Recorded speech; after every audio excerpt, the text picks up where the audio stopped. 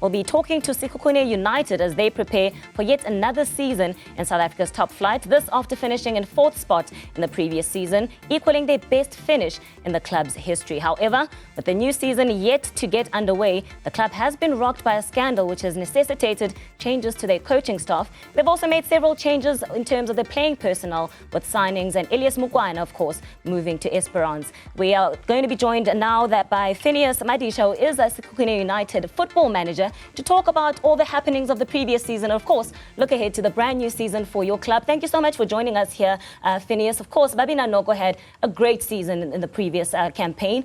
4th spot, best ever finish in the club's history. Take us through what you think was the secret to success for your club. No, thank you, Andee. Let me take this opportunity to greet the football fraternity at large. I'll start by saying, look, there are a number of factors, in fact, which made the team to be where it is today.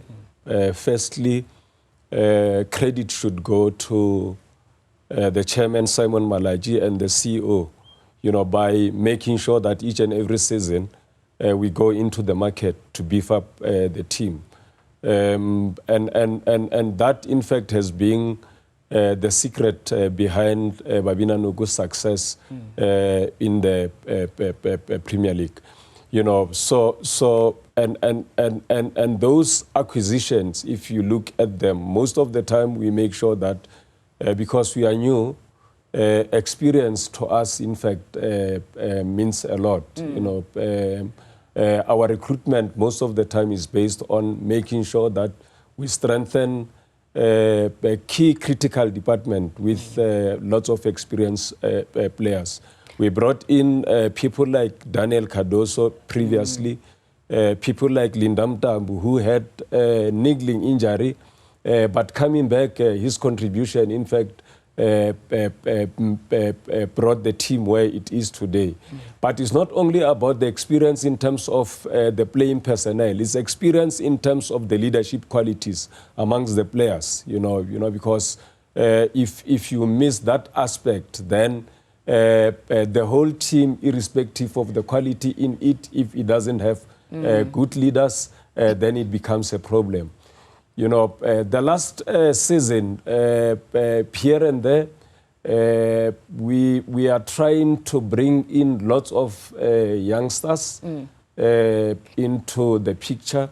Tiwani has left us to Sundowns, Mukwana has left. But even this season, in fact, we have to make sure that the team, in fact, goes out on the recruitment.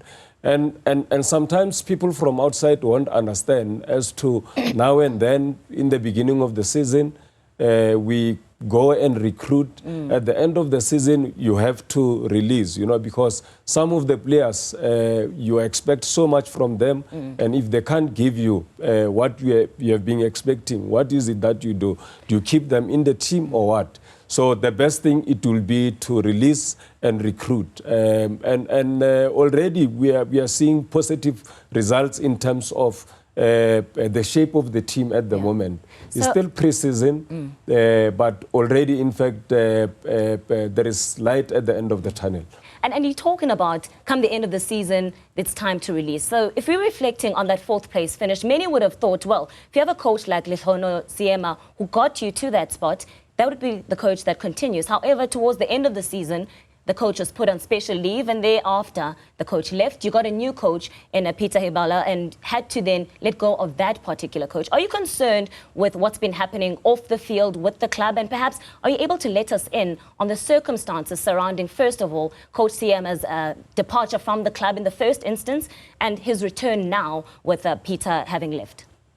Look, I must give credit to our management, but also credit to Coach Siema, because he took over the team and he was on the road, in fact, on the CAF Confederation Cup. Coming back during the AFCON break, he managed to instill his ideas into the players.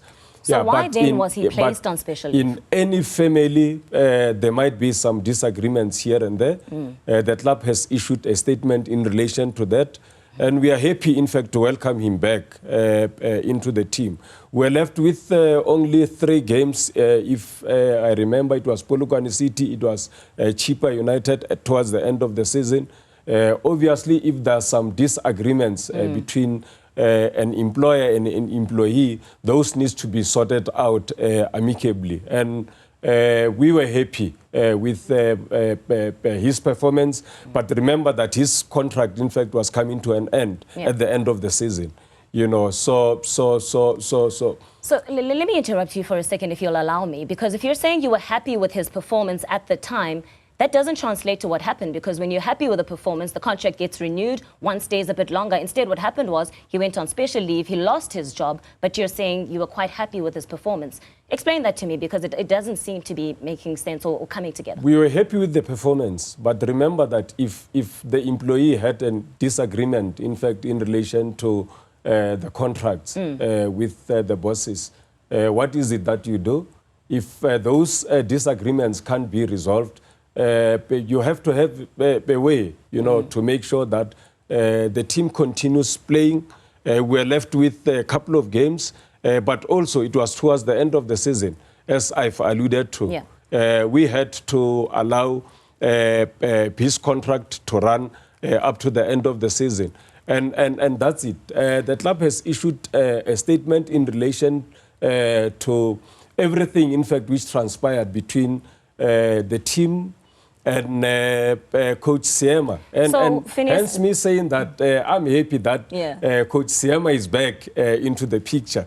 Right, so let's redirect this then. Coach Siema is back now. So what discussions then have happened to make sure that he is now happier? Because if he wasn't happy with the contract terms before, he is now back. So what has happened in the interim, and what are the discussions that have taken place with the club to ensure that he is now with a contract that he will be happy with going forward?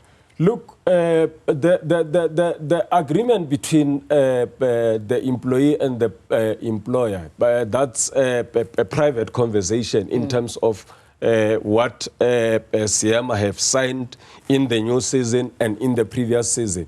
You know, so the good thing is that he managed to meet our bosses to resolve whatever issues, in fact, which he felt that he was not happy with in relation to the contract. But the bosses also, the CEO in particular, is happy, in fact, in relation to the new contract and the outstanding issues which were resolved previously. All right, so let's talk very quickly then about his predecessor. Of course, we had Peter Hyballa, who came into the club. Many expected him to take over, but before the start of the new season, he was then asked to step down. What were the circumstances surrounding that? Because there have been, media reports suggesting that there might have been a sex video circulating that made its way to the club, and that was the discussion that was had that led to him then resigning. Give us, the insights from your perspective in terms of the events. We expected a lot, in fact, from Coach Peter Hyballa. Yeah. But when somebody comes in and say that I've got pressing family issues to be sorted out at home, what is it that you do? You allow that person, in fact, to leave, to go and sort whatever issue. So this had nothing to do with the video? No, we have never issued any statement in relation to any video. And I'm sure that the reliable source, in fact, from Babina Nugu family, is here in front of you to articulate on Peter's departure in our team. So are you saying that there was never a video that was in existence, it was never sent to the club, and that discussion did not take place, and it was instead family responsibilities that led to him from where we are sitting, in fact, when we were called into the board meeting with the chairman, it was very clear that he has pressing family issues at home in Germany, so we had to let go. And what is it that you do? You have to have plan B, because we don't want to caught up with our pens down. Right, and as we wrap up then, what is the mandate for Coach Siema? He's already finished a top finish for the club in its history, but you want him perhaps to do better. What's the mandate that's been set forward for the upcoming season?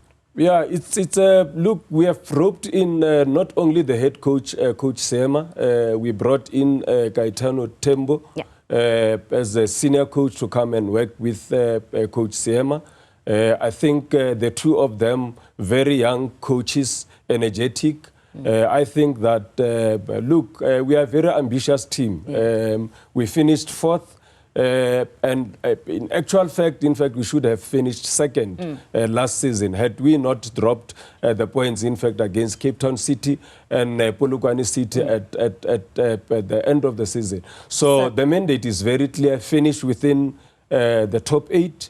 That's what, in fact, we are known for. If we can push for number 3 or number 2 position, that will be a bonus for him. All right, well, that's where we'll wrap it as we are out of time. So they're aiming for a top 2 finish. Perhaps a top 8 finish is at very least what is expected of Babina Nog. Of course, that is Phineas Madisha, who is the football manager at Sekhukhune United, just giving insights as they look ahead to the brand new season. That's where